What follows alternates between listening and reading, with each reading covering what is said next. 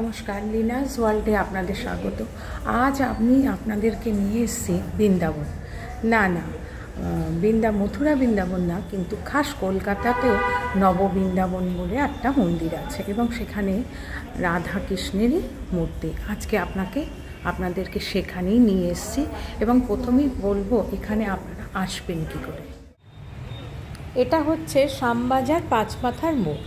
আমি এপাশে নেমেছি, দেখুন এখান থেকে আমাকে যেতে হবে ওপারে, যে ওদিক দিয়ে 2 মিনিট হাঁটলেই মনীন্দ্র কলেজ পড়বে।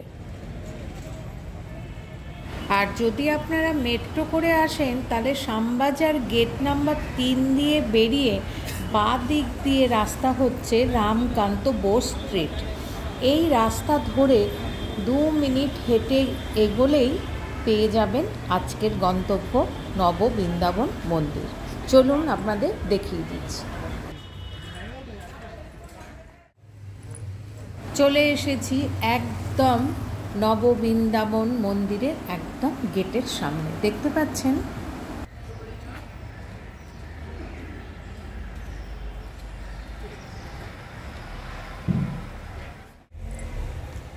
চলুন ভেতরে প্রবেশ করি। আর মূল গেট দিয়ে ঢুকেই বোঝা যাচ্ছে বিশাল বড় মন্দির, আর ডান দিকে রয়েছে অফিস রুম। আর আরও এগিয়ে দেখা যাচ্ছে প্রচুর গাছগাছালিতে ভর্তি। আর এই ডান দিকে আরও একটু এগিয়ে ডান দিকে পড়বে পানীয় জলের ব্যবস্থা এবং ওয়াশরুম। আর এই হয়েছে মূল মন্দির, দেখতে পাচ্ছেন। এই হলো মূল মন্দির, যার গর্ভগৃহে বিরাজ করছেন শ্রী শ্রী রাসেশ্বরী বিনোদ বিহারী জিউর বিগ্রহ। আর মন্দিরটা দেখুন বিশাল বড়। আর ওপরে দেখতে পাচ্ছেন একদম মাথায় একটা চূড়া এবং তার পাশে 4টে এবং তার আরও চারপাশে 4টে। এই মন্দিরগুলোকে নবরত্ন মন্দির বলা হয়। আর অনেক পিলার দেওয়া, বড় বড় পিলার দেওয়া, বিশাল বড় মন্দির, খুব সুন্দর, অসাধারণ। প্রথমেই বলি মন্দির খোলা ও বন্ধের সময় সকাল 8:30 থেকে 12টা আর বিকেল 5টা থেকে 9টা। মন্দিরের ঠিক অপোজিটে রয়েছে বিশাল বড় একটা নাট মন্দির এবং এর দোতলা পর্যন্ত ওপরে ওঠা যায়। দেখুন কি বিশাল নাট মন্দির। এবং এখানের সকালে, আমি তো যেহেতু সন্ধেবেলায় এসেছি 5টার সময়, না হলে সেবায়িতরা ভেতরে ঢুকতে দেয় এবং ফটো তুলতে দেয়, কিন্তু আমার সেটা হয়নি যেহেতু সন্ধে হয়ে গেছে ওই জন্য। আর সামনে রয়েছে সেবায়িতদের থাকার সুব্যবস্থা। আর ওই কালো একটা কভার দেওয়া রয়েছে, ওটা হচ্ছে রথ, এবং রথের সময় রথ চালানো হয়। চলুন এবার নববৃন্দাবন মন্দিরের ইতিহাসটা জেনে নিই।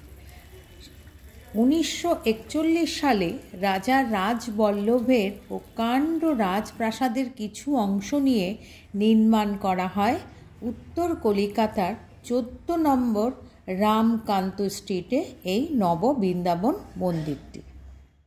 প্রায় 82 বছর পুরনো এই মন্দিরটি হাওড়া জেলার মাকড়দহের কর্ণী বংশীয় শ্রী রাসবিহারী কর্ণী ও তার পুত্র শ্রী নন্দলাল কর্ণী দ্বারা প্রতিষ্ঠিত এই মন্দিরটি। মন্দিরের গর্ভগৃহে বিরাজ করছেন শ্রী শ্রী রাসেশ্বরী বিনোদ বিহারী জিউয়ের অপূর্ব সুন্দর বিগ্রহ। আর এই মন্দিরের মূল পুজো হচ্ছে অন্নকূট। আর এই সময় মন্দিরের প্রাঙ্গণের সৌন্দর্য আরও দ্বিগুণ বেড়ে যায়। পৌরাণিক কাহিনী অনুযায়ী শ্রীকৃষ্ণকে এই দিনে অন্নের ওপর প্রতিষ্ঠিত করা হয় এবং তার চারপাশে আরও 300রও বেশি ভোগের ব্যবস্থা করা হয় এবং খুব সুন্দর করে সেগুলো সাজানো থাকে। অন্নকূট ছাড়াও জন্মাষ্টমী, দুর্গাপুজো ও লক্ষ্মী পুজো এই মন্দিরে খুব ধুমধাম করে পালিত হয়।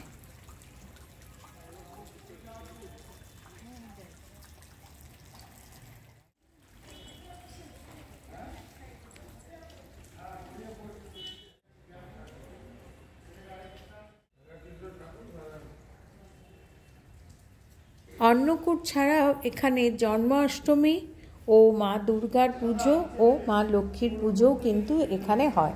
এই যে দেখতে পাচ্ছেন এখানটায় এবছরও হয়েছে মা দুর্গার পুজো ও মা লক্ষ্মীর পুজো।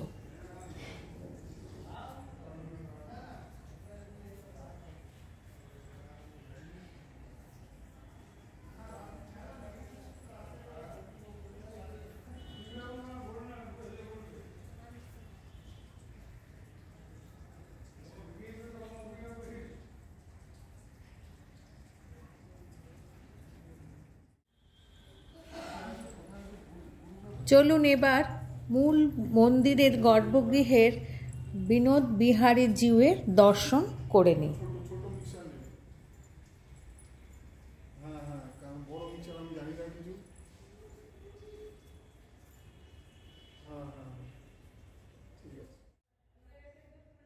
গর্ভগৃহে বিরাজ করছেন অপূর্ব সুন্দর রাধা কৃষ্ণের যুগল মূর্তি। আর যেই সিংহাসনের ওপর ওনারা বিরাজ করছেন, সিংহাসনটা একটা রথের আকৃতির মতন। আর তার ঠিক সামনেই দুটো মূর্তি তৈরি করা আছে, তাদের হাতে লাইটের ব্যবস্থা করা আছে। অপূর্ব সুন্দর লাগছে। এবং রাধাকৃষ্ণের পাশে ডান দিকে ওনাদের শয়নেরও ব্যবস্থা আছে, আর দুটো আলমারিও আছে ওনাদের সব সাজসজ্জা পোশাক রাখার জন্য। রাধাকৃষ্ণকে দর্শন করে আপনারা পরিক্রমা করতে পারবেন। চলুন আপনাদেরকে পরিক্রমা।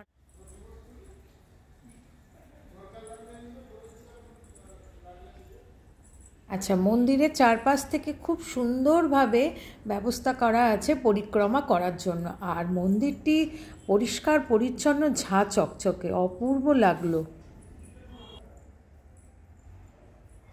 আমি অন্নকূটের সময় মন্দিরে আসতে পারিনি। আমি নেট থেকে আপনাদের দুটো ছবি দেখাচ্ছি। আর আপনাদেরকেও বলবো অন্নকূটের সময় এই মন্দিরে একবার অন্তত দর্শন করে যাবেন, খুব ভালো লাগবে।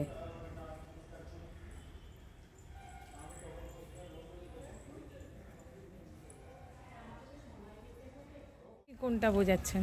যখন আমাদের অনুষ্ঠান হয় মন্দিরে, মানে অন্নকূট ছাড়াও কৃষ্ণের যা অনুষ্ঠান হয় সবেতেই মোটামুটি দেওয়া হয় প্রসাদ। আর এমনি কোনো ভোগ প্রসাদের ছবি দুটো কিন্তু আমি নেট থেকে নিয়েছি। সন্ধে 7টা বাজে পুরোহিত মশাই আরতির আয়োজন করছেন।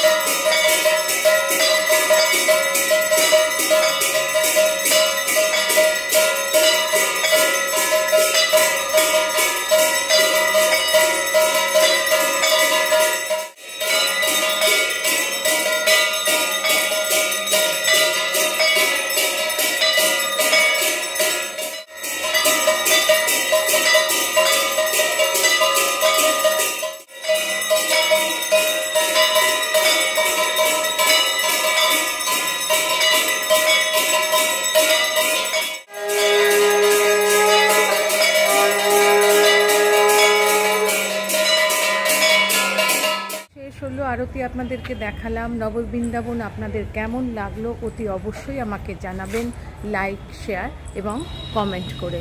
Thanks for your time.